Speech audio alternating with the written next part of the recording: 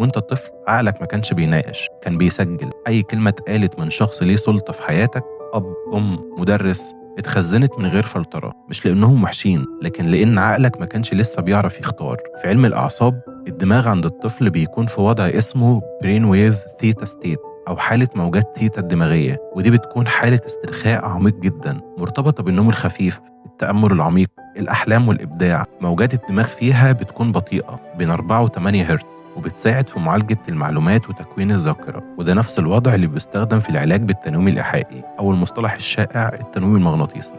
يعني إيه؟ يعني الطفل بيستقبل الأفكار من غير مقاومة، من غير نقد، ومن غير فلترة. علشان كده أي جملة سلبية اتقالت لك وانت صغير اتسجلت كقانون حياة. المشكلة بقى مش في اللي حصل، المشكلة إن الطفل كبر بس البرنامج لسه شغال. فتلاقي نفسك دلوقتي قبل أي خطوة، قبل أي فرصة، صوت جواك يقولك استنى، انت مش قدها. الصوت ده مش صوتك، ده تسجيل قديم جوه دماغك. أخطر حاجة مش إن الفكرة اتزرعت، أخطر حاجة إنك صدقتها وبنيت حياتك عليها. وظيفة أقل، علاقات أقل، أحلام أصغر، مش لأنك تستاهل ده لكن لأنك مقتنع بكده.